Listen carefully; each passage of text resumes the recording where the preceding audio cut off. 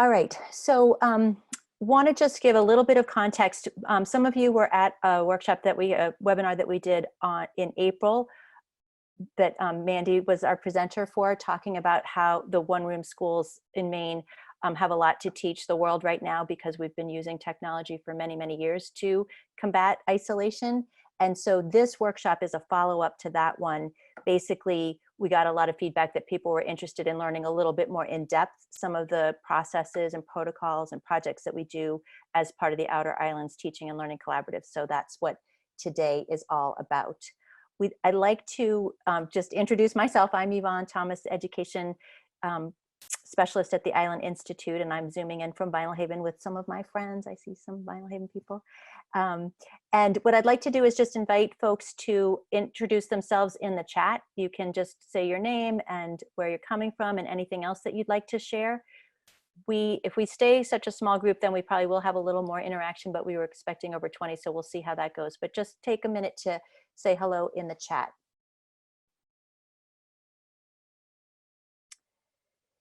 Quick, while you're doing that, just a quick overview of our geography. So the Island Institute works along the coast and the islands of Maine and other places. There are 13 island schools in Maine, and of those 13, 6 make up the TLC. And let's see, can you see my cursor? Yes, okay. So the TLC schools are the 1- and 2-room island schools. So that's Cliff Island down here in Casco Bay, Monhegan out here, Matinicus here. Got to move you all over. Idaho right here. Frenchboro out here, and the Cranberry Isles up here next to MDI. And then we also have an island off the coast of Massachusetts, the only 1-room island school in Massachusetts, Cuttyhunk, that is also part of the TLC. So those are the schools that, when we talk about the TLC schools, those are the schools that we're talking about. Let me try to move. Okay. So the TLC was founded 10 years ago by a group of island educators who were really concerned about the isolation that their middle school students were experiencing. So on a lot of islands, there might be one 8th grader, and then the next student closest in age is 10 or 11 or 8. So they really saw this opportunity to come together to help create some peer support and some peer connection for their middle school students. And what they quickly realized was that the teachers themselves were feeling very, very isolated. They were the teacher on the school. There was nobody else for them to really work with professionally. And so the TLC quickly became about supporting students, but also about supporting teachers. So this was 10 years ago, as I said, we're celebrating our 10-year anniversary. And this was at a time where the technology was really becoming available and usable. So we were using things like the Tanbergs and Skype to be able to create connection when we weren't able to be together. They founded the TLC on the concept of collaboration. And the collaboration was supported by in-person events. So there's one in-person teacher training at the beginning of each school year. There are 2 full TLC students, families, teachers get together twice in the fall and once in the spring, and those in-person field trips are supported throughout the year by the virtual connection. And that's very much what's happening now for most schools. You all had your in-person time and then it was abruptly ended. We will have in-person time again at some point, and the virtual connections that people are making really do help support those relationships and keep the connection going. And so that's how the TLC works, and that's how it was founded. I am now going to turn it over to my wonderful friend and colleague, Mandy, who is just one of the most talented and flexible and collaborative teachers. Thankfully, she always says yes when I ask her to do these things with me. So here comes Mandy, and I'm going to stop sharing my screen. So oh wait, no, I'm not going to stop for this one. I'm going to just, because this one's a quick one. So we'll go here and then, yep. Perfect. Thanks, Yvonne. And again, anyone who's been at any of these, you know, the webinar or in-person lecture last summer or 2 summers ago, whenever it was, Yvonne knows that Yvonne and I love working together and love each other. So right back at you. Thank you so much. So I'm just going to do, some of you have heard this before, but for those of you that are new, I'll just give a little bit of background information about the Monhegan School. So it is a one-room schoolhouse that serves students between pre-K and 8th grade. So you'll see that we do work all together in a group a lot of the time because there is only one teacher and one assistant teacher.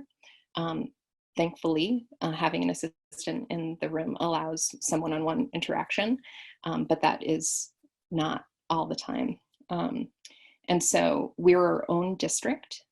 That is something that is not usual even among the small islands, because they usually have some sort of collaboration or are part of a larger district. But we are on our own, and that means that we have to contract to individual consultants.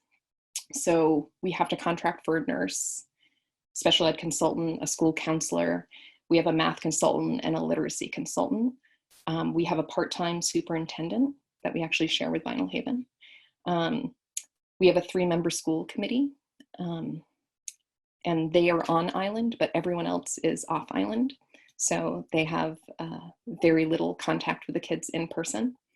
There are no specialists and there's no principal. And so the running of the school and the daily functioning and all of the content that is taught is done by myself and my assistant teacher.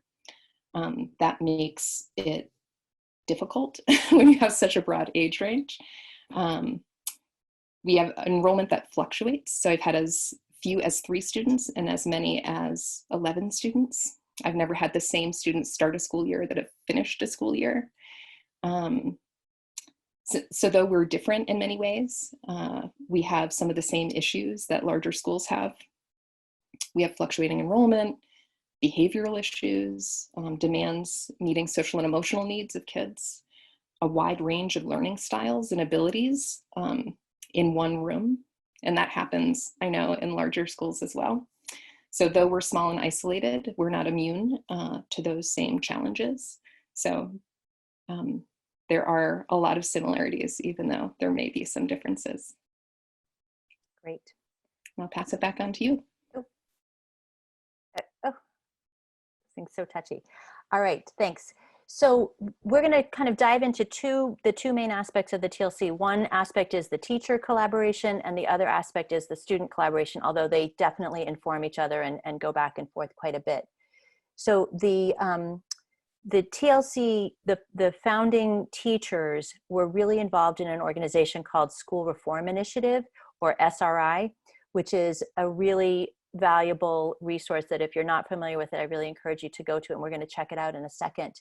But 2 of their main kind of points is to promote excellence and equity in education, and they do that through the use of protocols or structured conversations. And so the TLC students and teachers use a lot of protocols to help have really good conversations that really get at what we're trying to do. So we think about what we want to talk about before we talk about it, and we choose a structure to help us get there. This really helps us live up to our mission of being a lifeline of support for ourselves and for our students. And the reason I'm mentioning SRI in particular is that I feel like though the TLC teachers are isolated in a way that's very sort of physical and very easily to see, we hear a lot from mainland teachers that they feel isolated in their schools too. Even if they're big, they may not have great communication with their colleagues, or there may be challenges with talking with families or with students. And so SRI is just a really valuable resource for whether you're from a teeny tiny school like a TLC school or from a bigger school. So I'm going to take us to this website. So let's see how this goes. Is it working? Yes, good. Okay, so here's the website. Again, really encourage you to check it out. They do have wonderful professional development, and a lot of their professional development has been offered online for years. And I've done a lot of their online trainings, and they're very, very good. And they also have a fabulous conference every year, a fall meeting that sometimes when we have the funding, TLC teachers get to go to, that's also really, really impactful. The place that I go to the most for this on this website is the protocols, and the protocols are listed in lots of different ways by content and topic, but also alphabetically. And since I've been using these resources for a long time, I like the alphabetical one because I usually know which one I want to use. And we are going to use one in just a minute. So I'm going to show you how that works. So we go to the list of protocols, and we just scroll down. And the one we're going to be doing is called Chalk Talk. So just to show you how the protocols look, they come up like a kind of like a regular lesson plan. This is coming up blank. Oh, there it is. Okay, so it shows you just the basics, and then you can download the actual protocol. And then I usually adapt it for what I'm doing. Sometimes I want to do it exactly as it's written, and sometimes I want to change it. But in any case, this is just a really, really useful website that I encourage you to go to. So we're going to go now back to the slideshow. Did that work? Yes, good. Okay, and we're going to go and talk about the Chalk Talk. So in a minute, we're going to move into Zoom rooms. And when we're in our Zoom rooms, we're going to use the whiteboard to do the Chalk Talk. So normally the Chalk Talk, if you're in person, you have big paper and lots of markers and stickers and all kinds of stuff, and you do it with pen and paper. We're going to be doing it virtually. So I am going to show, for some of you, you've probably used the whiteboard, the Zoom whiteboard, but if you haven't, we're going to do a little practice here. So I have to stop sharing this screen and start sharing another one. So bear with me.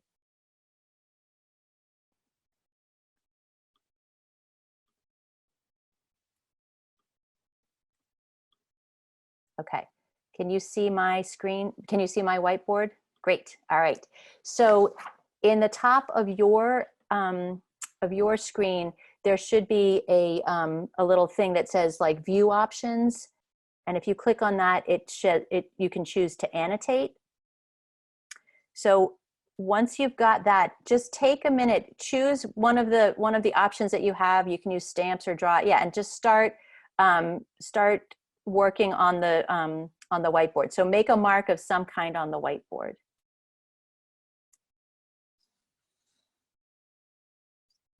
Great. All right. So what we're gonna, oh, look at this. Excellent. Okay. So when you get into your Zoom room, which isn't quite yet, there'll be a whiteboard for your group, and you'll do the protocol there.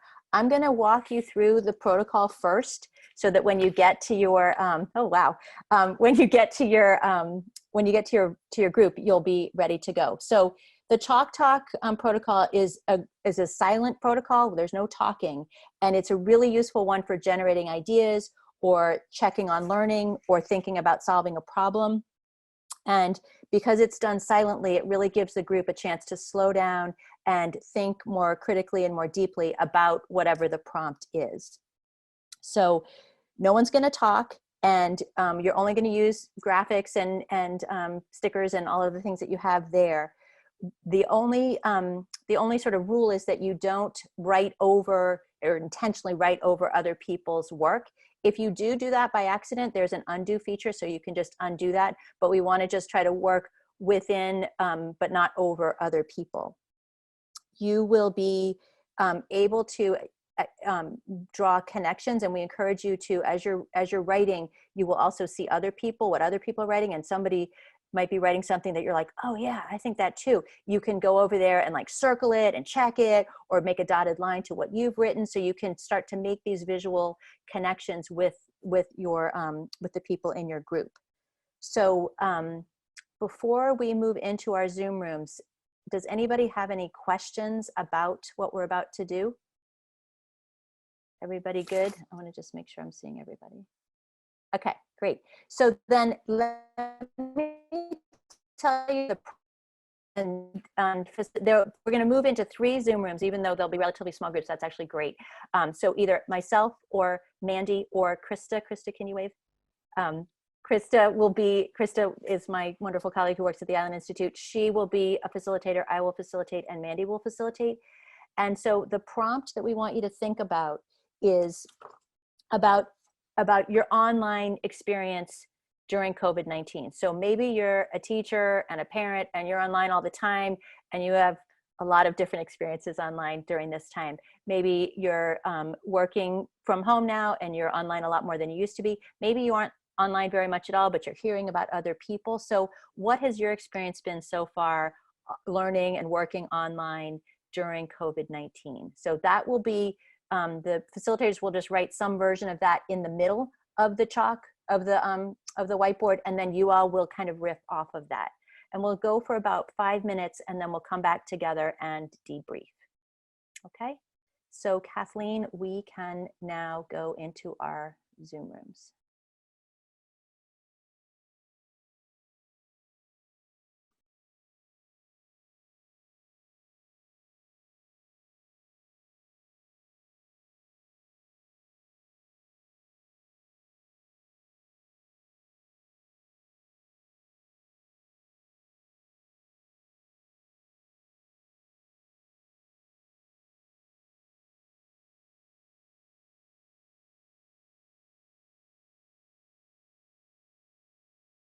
Well, welcome back.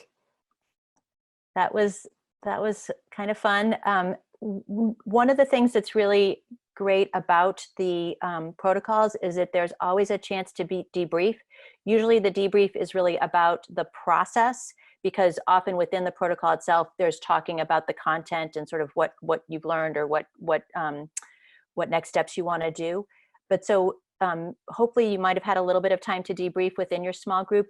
If you did, or if you didn't, if you would like to debrief now, you can use the chat to answer one or more of these 3 sort of debrief questions. So, like, what did you notice about what we wrote? What do you wonder about now? And what was this chalk talk like for you? So feel free to provide a little bit of information about your experience in the chat if you would like. And I'm going to take us now, oops. So that just gives you a sense of the protocols that we use. That's just one.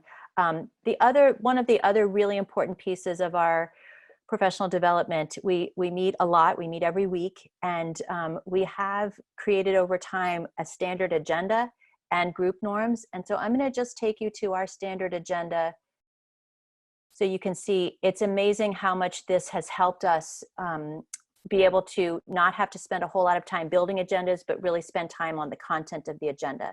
So we keep our mission right at the top. So we always keep that sort of front of mind. We have the group norms that we create every year at the beginning of the year in person. And our group norms for this year's TLC are about accountability. So talking about being accountable to the group, to our process, and to ourselves. And we also focus on making sure we're getting our own needs. So asking questions, giving feedback, raising issues. And then we, of course, have confidentiality because we do talk about students and student issues and student work. And so the stories and the specific information that we share within our teacher meetings stays right there. But the learning, the connecting, the sort of ideas of like what I can try with this student that I'm struggling with next week, that gets to leave and gets to be used out in the real world. Oh, what just happened here? I took over because the screen wasn't sharing. Okay, sorry. So just if you don't mind, if we could just go back to the debrief for those of you that didn't get a chance to do a debrief in the chat. Here are the prompts for that. So just if we could take a pause for just a moment. For those questions, for me, it's easier to have a visual rather than to just hear. And then in a moment, let's go to the TLC Standard Agenda. And Yvonne, if it's okay, I'll just keep it. Does that work? Great. Yes, thank you. You're welcome.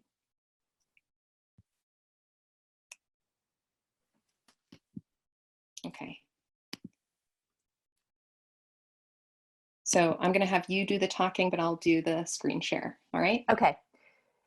So just just quickly, the group norms I already talked about. I don't know if you could see them, but we don't need to go to them. I think I went through them verbally, and we'll be able to share this information if you would like it. But looking at the template itself, we have these key pieces that we need to address. So we always want to have a time to connect and to really sort of find out what's going on. So we have an opening move that's wins and concerns, where each one goes around and shares a win from the week and a concern from the week. Sometimes we do different prompts, but we have that one as a default if need be, so that we can really sort of take the temperature of everybody and find out what's front of mind, and if we want to spend some time on that. We've learned to move the calendaring piece to the beginning, because that's always a thing, the schedule, the calendar. And so checking in on that. And then we go right into the different components of our collaboration. So we talk about our academic collaboration, we check in on the book groups, we check in on other academic connections that are happening. Then we go to the social collaboration and check in on student council, which meets once a week. We are usually preparing for or recovering from a field trip. Unfortunately, this year we won't be going on our spring field trip, but when we do have spring field trips, you can imagine the logistics of getting 6 groups of islanders off their islands, which is not always easy on these tiny islands, and then off to somewhere on the mainland, and figuring out the food and where we're going to go and what we're going to do, and making sure that we have stuff that really works for all the different age groups. There's a lot of logistics that go into that. And then any other events or activities that we have coming up, which there often are. And then we talk about the teacher support. So we check in on any professional development that we're doing ourselves. We often use a process called critical friendship, where we take a whole meeting and dive into one specific issue. And the critical friendship, if you're not familiar with it, there's a lot of planning that happens beforehand, where the facilitator, who's often me, will meet with the teacher that's presenting the dilemma or the issue that they want help with. And so we do a lot of planning. We decide which protocol we're going to use. And then we have the meeting with the other TLC teachers there as participants. And so that's something that we try to do at least once a month. It doesn't always happen, but we try. And then we also share information. Many of us are going to conferences outside of the TLC, or we have district training that we need to do. And so we'll share any learning that we've done from other professional development. And then we remind ourselves of our next meeting and our next steps, and then we go. And we do this also as a running record. We used to have a different document for each meeting each week, which just made for like a bazillion documents. And so now we just do it as a running record. So all of the meeting notes are there on the same document, which makes it a lot easier to find and to scroll down and see, like, what did we say about this field trip or that student?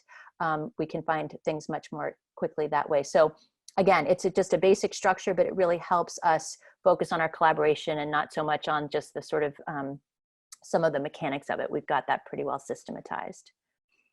All right. I think we're back to you now, Mandy.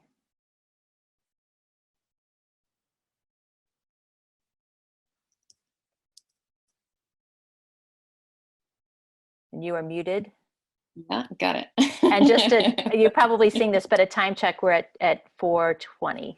Okay, so I'll try to be Excuse me, 4:40. Okay, because we do have some other activities that we want to do together. So I'll try to skim through, but basically the 2 main reasons that the TLC was formed was for social connections and academic connections for students. And then, of course, all of the teacher support that Yvonne spoke about.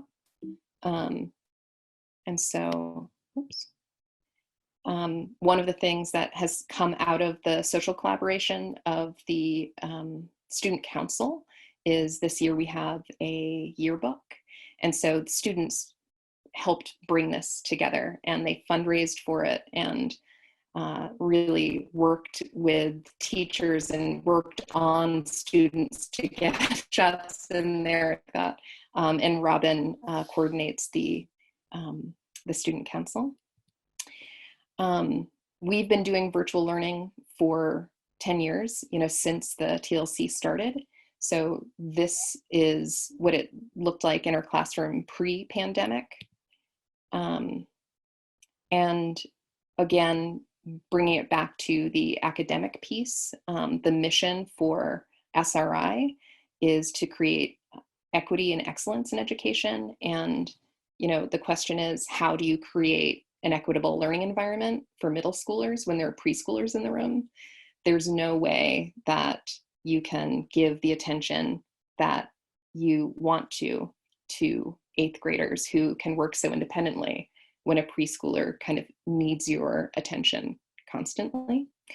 And so one of the ways we've been able to do that through the TLC is to do academic collaborations by age group. And so my middle schoolers have been able to do chemistry with middle schoolers on other islands virtually. And we've been able to coordinate, the teacher and I, the curriculum, so they know what the assignments are. I've been able to get the books or print out whatever materials they need. And then the teacher from the other island is actually teaching them. They've done this with science, social studies, kind of content areas where we do a lot of work together as a school, especially experiential stuff. But when it comes to digging deeper into those contents, it's really nice to have middle schoolers be able to do deep dives in a way that the younger students aren't able to engage in the subjects. But of course, the virtual collaborations benefit all students, not just middle schoolers. So this is a book group, and all of our students are engaged in same age or same ability book groups. And they are both social and academic, kind of depending on the needs of the students. There's always like some academic piece to it, and there's always some social piece. But how that is balanced is dependent on the age group and the kids. So this is what our classroom looks like now. And like everyone, it's hard to transition from being able to be in person and be together on this beautiful island, exploring it. And exploring this classroom outside the windows. But because they've had so much experience with this virtual model already, it was a fairly easy transition. But it is so much easier to do science experiments, for instance, in a classroom when you're all together. And so one of the ways, sorry, I'm going to skip to this. One of the ways that we've continued this collaboration with the TLC is to create a master schedule. So this is the book group times and some group times. And so there's student council, there's morning exercises that we all do together. There was a picture at the very beginning of Spirit Week. That was one of our social collaborations that the middle schoolers helped create. And then this is what one of my students' daily schedule looks like on the group schedule. And so this is what our virtual classroom looks like for one student. The blue is when we all meet. The yellow is when I do individual instruction. And then the orange is when we meet with the TLC, either in book group or the TLC share out time is academic. The morning exercises is social. And then student council is that social piece as well. And so this is what I was skipping to. One of the ways that I try to keep my kids engaged in their learning virtually is to have them prepare for quizzes that will happen. And so what I thought I'd have everyone do is, if you have a secondary device, if you could you can do this on your computer too. So those of you that know what might be happening on your computer as I'm sharing the screen is that it's taking up the entire screen. But if you go over to the top left corner and hit the little arrow, that you've got the red, the yellow, and the green, and then you can get to a different browser and have the Zoom browser be smaller. So you can do it that way, or you can use another device to go onto Kahoot.it. And what will happen is I'm going to share the game screen. And so you're going to see the questions on the shared screen, but you're going to answer them either in a separate window or on a separate device. Okay, some of you may have done this before. So that we have enough time for questions, I'm just going to hit play. And Mandy, just, I think you might have already said this, but you can also just do it on paper and pencil if you. Yeah, I didn't say that. So if you can't figure out the other technology stuff, you can just write your answers down. They won't get into the scoreboard, but that's okay. And you don't have an opportunity, the way that I've set it up, to name yourself. So it's going to be a random name. You just have to remember who you are when it gets chosen for you. So there are two ways of doing this. You can assign, which kids can do in their own time. So kids that have issues with being tested where it's timed and where other kids are watching them, that's the way to do this, is to assign the Kahoot. But if they're all game to do it in real time, then you can do it the way that I'm about to show you. And so you hit teach.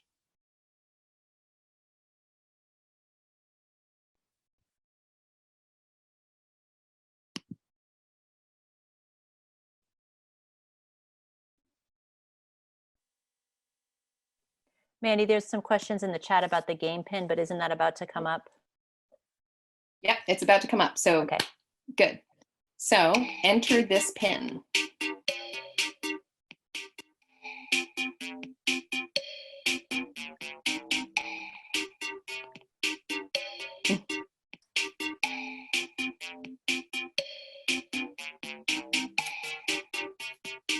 So I can't see the chat right now. So, okay, people are coming in. So if you've gone to kahoot.it, you want to hit play. That's the option. You don't want to hit create or anything like that. You want to hit play. And it'll take you to that screen where it asks you to enter a pin. And again, if you can't get there, that's okay too.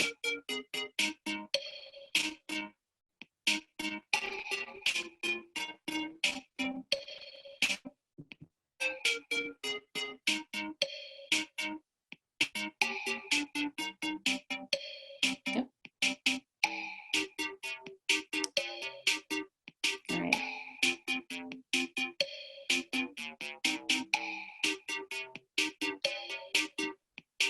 I don't even know what an oryx is.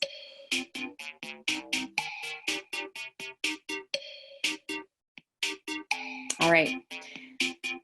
It seems like we've kind of stopped at 11 players, so I'm gonna hit start. So this is all, oh, I'll wait one more moment. This is all content that was in the this workshop today.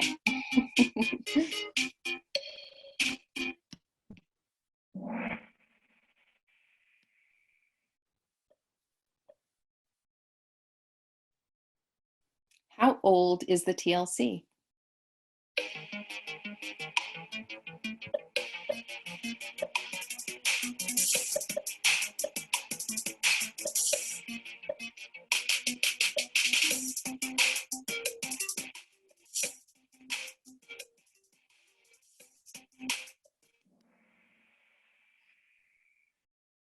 "10 years old."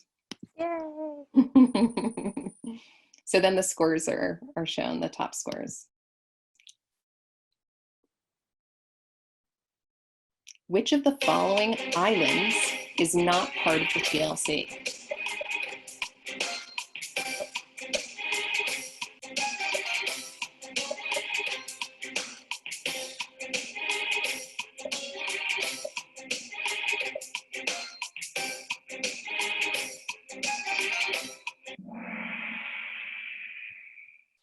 Vinyl Haven, Monhegan, Cuttyhunk, and Frenchboro all are. All right. True or false, equity is a major focus of SRI.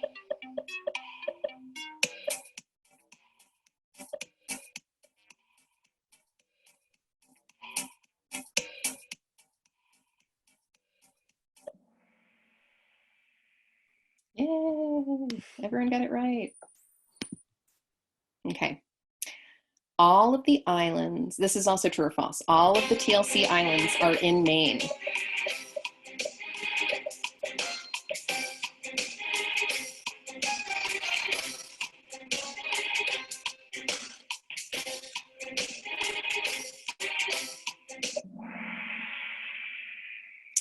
One of them is in Massachusetts. Cuddy Hunk.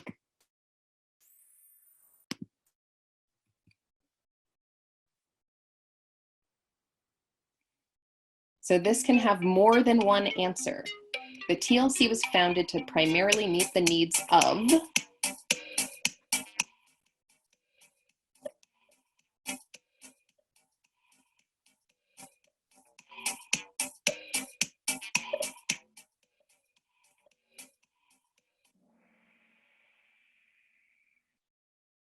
teachers and middle schoolers. Okay, so this one, it might be hard. The islands in the TLC are Monhegan, Matinicus, Cuddy Hunk. Name one other island. So you type in your answer for this one.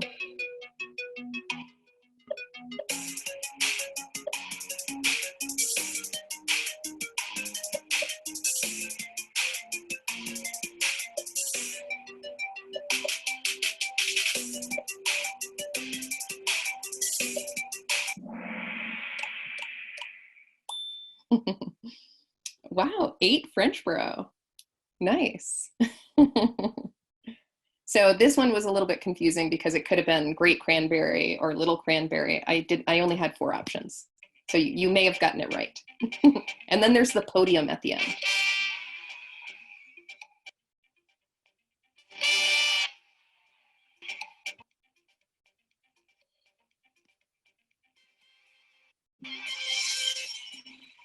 Yay, lucky penguin.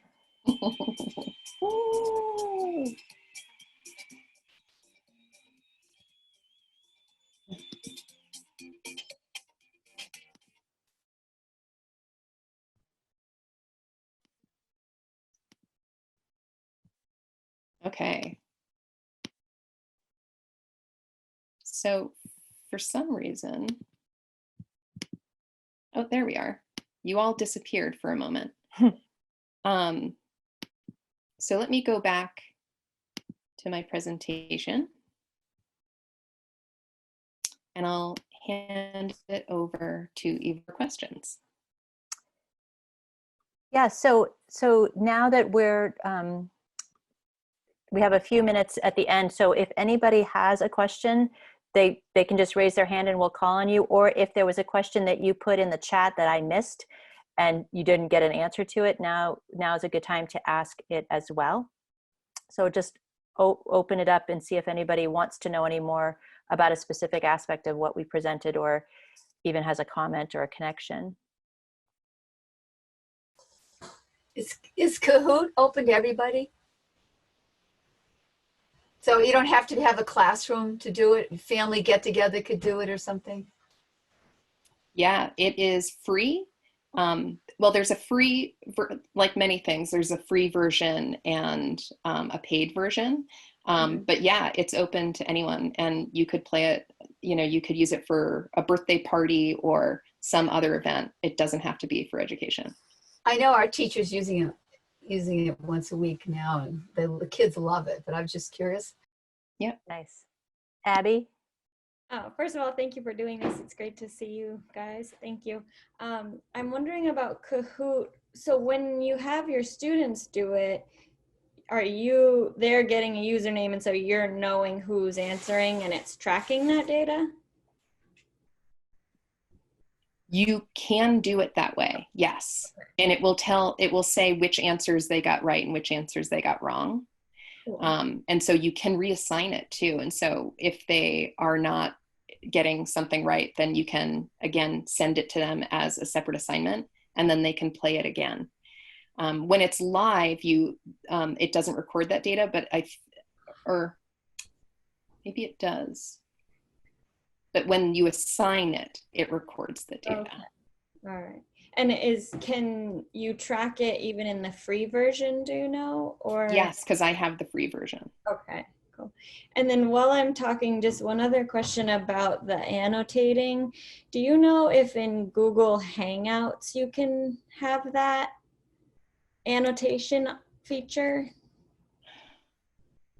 I'm not as familiar with Google Hangouts. Is anyone else on here? Yeah, I'm not either. Does anybody else know Well, Google? I know that our teacher, Sarah Klein, uses it in Google Hangouts, and you can see all the students and how they're doing. The big problem we have is that a lot of the adults are in it too, and they're always winning. Oh, It's for kind of food, yeah. the classroom. So some of the other people that are signed into the classroom end up winning it. So it's kind of fun though. It's really been fun to watch. Abby, is that what you meant by annotate? I meant like what we did with the Chalk Talk. Yeah. With being able to have that screen share. Right. Oh, I don't know about that. Yeah. I'm not sure either, but maybe trying to experiment with another teacher who has Google Hangout, and that we've been kind of messing around with our different things that we did today over the last few days to just get them figure out what does and doesn't work. And so, yeah, but I would think there would be a way, because it seems like it would be a good way for virtual collaboration. Yeah, thank you. Sure. I have a question in the chat from Jean. What kind of modifications do you find you need to make SRI protocols work well in the virtual environment? So I'll take a stab at that one, and then Mandy, if you want to as well. But basically, we definitely, often we have to shorten them. There's the time is the big constraint, I would say. And then there's certain protocols that just don't lend themselves very well to virtual. So we sort of stick to some kind of our stable of protocols, like the 4 A's, the Chalk Talk. We often use text-based protocols and don't tend to do as many of the more in-depth consultancy protocols in the virtual setting. So, thanks. Yeah, Denise. Oh, unmute. I had a question around accessing that school reform initiative. Anyone can access that? Yeah. And so that's where all the protocols are. So Correct. Probably the way you would find out whether it works with Google Hangouts, like say Chalk Talk, is if you try to do it within that forum. Do you have to be in a Google Hangout or a? So I think it's a little bit apples and oranges. I think the question that Abby had was more on the technical side of, like, the whiteboard feature is a Zoom feature that we used for the Chalk Talk. The Chalk Talk is the protocol. So you need to see if Google Hangouts has a chalkboard or a whiteboard feature, but the Chalk Talk protocol you can adapt, to whatever the technology you have in order to be able to do it. I have a couple people that seem to know about that, so I'll ask, because I thought Good. that was really great. Great. Let's do one more question or comment, Krista, and then we'll wrap up. Well, just as a follow-up to this, or responding to both those last questions, for Abby as well, when we did the education team did one of the protocols several weeks ago in a meeting and used a shared Google Doc that I had just set up ahead of time with a little chart that guided people where to write, just put their name next to where they're adding their thoughts for the protocol. So setting up a Google Doc ahead of time that anybody can jump in and collaborate on. The nice thing about Google Docs is just that you can see where other people's cursors are and you're not going to overwrite them. But I imagine you could do the same thing with Google Draw, sharing editing permissions for a Google Draw, which would be very much like a whiteboard. So if there's not something specifically in Hangouts, at least a Google Draw or Google Doc. And then there's also some more information about the digital whiteboard called Jamboard in the chat. So Abby, you could take a look there. So great. I'm gonna Mandy, and then we'll wrap it up. Yeah, and I just wanted to say that many of these can be adapted to work with students, and I've used especially the text-based ones virtually with students in book groups to have them dive deep into a text and analyze a text. And so they absolutely can get adapted to virtual learning. The other piece that I wanted to say about Google is slides can be shared as well. and people can work on slides together. And so you can do something similar to what we did in Google Slides, as well as in a Google Doc, like Krista said. So absolutely, these kinds of tools can get adapted to virtual learning. Great, thank you. I know we're at time, so if you need to go, hopefully you don't have a meeting at 5 o'clock, but if you do, if you need to sign off, please do. We just have a couple more quick bits of information to share before we close out. So can you take us to the next slide? Okay, just want to just put out a reminder. We have another event, education event coming up on Thursday. The Community Learning for Maine website, CL4Me website, which if you don't know about it, is a website that was created by Rural Aspirations Project in collaboration with several other education organizations in the state, that's really focused on providing support for teachers, students, families, and education organizations to be able to share resources and to really help people build their weeks with different resources that are available. And then this website has been completely redesigned because it was really well received and we needed it to have more functionality. So it's been relaunched, and we're going to have a launch party and have a tour of it. It's going to be relatively quick, but it's on Thursday afternoon at 4 o'clock. So in a couple of days, we will be sending you an email about it if you haven't already gotten one. So if you are able to attend, that would be great. If you're not, but you know other people who might benefit from either being able to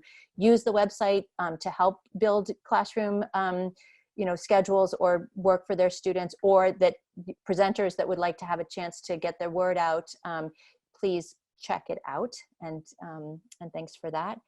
And then just the last slide is just the old last slide of an Island Institute PowerPoint. But I just really want to thank everybody for taking the time. On our whiteboard, we had Zoom fatigue and there were lots of checks around it. And so I know that it is a lot to ask to come to another Zoom meeting this late in the day. And so just really appreciate everybody taking the time to come. And I want to especially thank Mandy again for making time with all of her teaching and all of her other responsibilities to work with me to do these webinar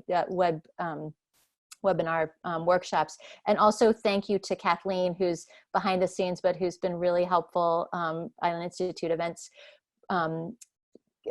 director, to really help us get this as smooth as it is, which we still, I still have a lot of learning to do, but nothing really crashed, and it went okay. We got to do what we needed to do. So thank you so much. The other thing is that we will be sending out an email with the recording and with other TLC resources. And I also want to make sure, if you would like a certificate for one contact hour, please feel free to email me and I will send you that so you can have that for your records. So thank you all so much for coming, and have a great afternoon.